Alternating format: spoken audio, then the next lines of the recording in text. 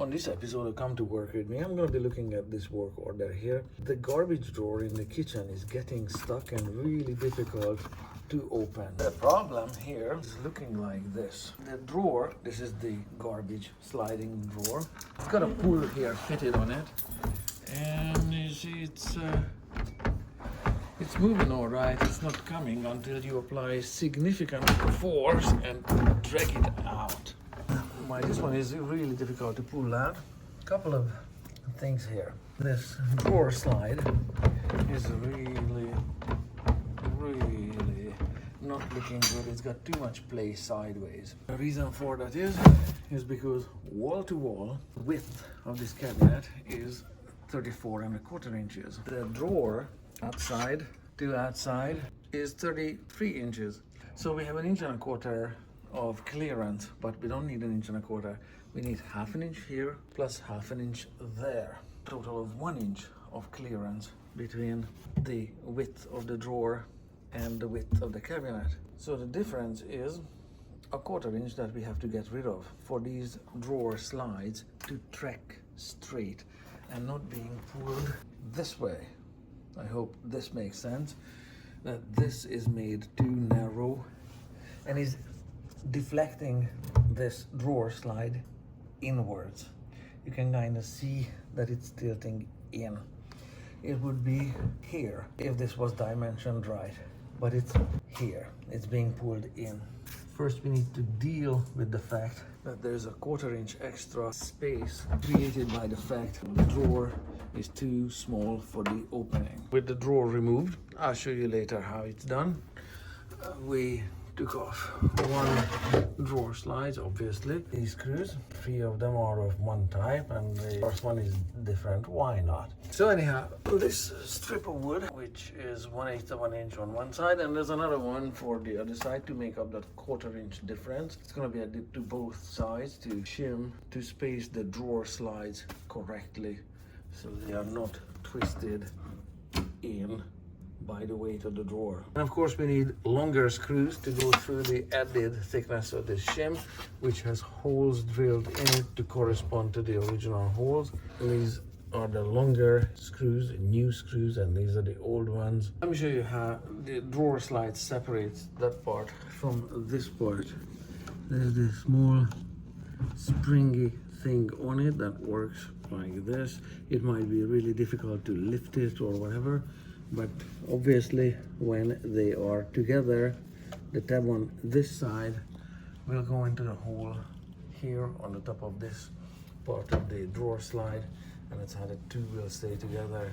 And because this drawer is rather big, this one is a 2-person operation here, so one person is going to line it up on this side, the other person on the other side. That side goes together. So we just lifted up the drawer and put this one on top of that, sliding the components together this way. And his side is already in and my side will be lining up almost there. This felt pad is hitting the end of it. Yeah, it doesn't want to engage just yet. We should clip in now and we should go there. So now they are together. Removal of this drawer involves lifting this tab. This may or may not lift easily at all. You might need screwdrivers, something that does this, because this black tab needs to clear the hole that it goes through. If the edge of the hole is biting on the edge of that black plastic tab, it's never gonna work out. Once you have this one up in the air, you can see that these two parts of the drawer slide separate. This is riding on top of that one. Eventually you do need 2 hands there, separated. Both sides have been shimmed out with this piece of wood, the thickness of that piece of wood, so that the gap is corrected between the drawer box and the cabinet box. Houston, we have a new problem. Despite both sides being shimmed out with meticulously made shims, the drawer doesn't slide in easily. It does slide in to about this point, and after that it's binding at the end. That got me thinking, why is it working here and binding there? Well, the answer to that is coming from this tape measure. The width of the cabinet body here is exactly 899 millimeters, or 35 and 3/8 of an inch. However, the width of the cabinet at the back is less. The cabinet's width is only 35 inch or 892 millimeters. That's how it is. Cabinet's gables, the sidewall, is tapering in, wider at the front, less at the back. Now what do we do? It's just doweled together. It was built without screws. The fridge needs to come out, and we need to put some screws in this thing because this is never gonna end, this misery. I really don't know why this needs to be done this way, sitting on the floor, but hey, this is fun. With all the screws in place, the width of the cabinet body is 893 millimeters, or about 35 and 3/16 of an inch. Much better. Trying to breathe some life into the drawer slides as well, but the bearing balls are so clackety. They're either heavily contaminated or they are out of round. They're just worn badly. But no, I don't have a replacement drawer slide, so we'll try to make it work with this.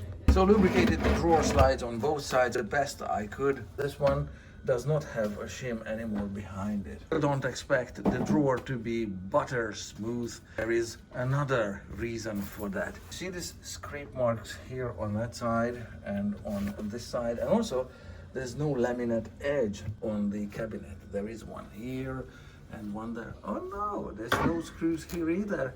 Well, it's okay, it doesn't affect the drawer. There's laminated edges everywhere except on the bottom. The reason for it is because this drawer is very front heavy. Drawer slide sags and it scrapes. This stupid shape, this trapezoid sides, make the front twice as heavy as the back, and that introduces moment. That's not a magic moment, that's a torque, that's an engineering moment, okay? That twists this drawer slides in this direction, causes the front to sag and drag and scrape and split or bust the laminate off the edge here. Even if it's gliding fine and the gables being kind of parallel, it's still gonna be problematic. The drawer is not binding anymore, but it's definitely dragging right there. Exactly where the bottom of the cabinet is worn out. Another design issue with this drawer is that the drawer slides are on the bottom and the pull is on top. And the drawer slides having some resistance, it's like trying to pull the drawer out this way. I'm pulling back. I'm not trying to tip up the toaster, but you see it's not sliding or gliding forward. If I pull on the bottom, it obviously slides on the bottom, yes. But on this drawer, it's the pull is here at the top, and the drawer is pivoting forward instead of sliding out. This needs a foot and an arm to open it and close it. And that's due to its unique design. The front is much heavier than the back. I guarantee you, if we add weight to the back, this problem is going to be eliminated. It's going to be actually opening or pulling out instead of this.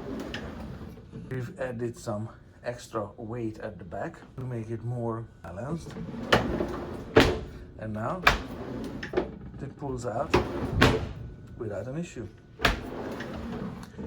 And no, we don't want to leave our weights here. This is from Exxon bending station. There's no way to fix this stupid design other than by adding some weights. So we're obviously not adding extra weight to this drawer. So this drawer from hell will be improved now by adding a second set of drawer slides to it. This height. You can see the thickness of the slide is just perfect for this side. And on the other side, it's gappy, of course, so it's gonna go in with a shim underneath because the width of the drawer is still a 1/4 inch too narrow in comparison to the width of the cabinet. So this side will get a shim and that side will just go in. Obviously it wasn't working with the original drawer slides mounted on the bottom, so we're going with these mid-mounted ones, trying to compensate for the moment that this drawer is creating, reducing the original drag on the bottom, eliminating it. Ta-da! Now it's a one finger operation. We had one other idea. Cut it in half, put hinges on it, make it into 2 doors, just like that one under the sink is 2 doors, but with the drawer slide replacement, this worked because I lifted up the bottom corner is microscopically now higher. Whole handle has just barely enough space to clear the underside of the countertop. The drawer's bottom here is no longer dragging on the cabinet bottom. Of course, same on the opposite side. So all that friction has been eliminated. And no, I'm not gonna laminate this edge. We'll just go with it's done. And of course the drawer slide on this side is still shimmed out because, like I said, the drawer is still much narrower than the cabinet. I'm still gonna call this the drawer from hell.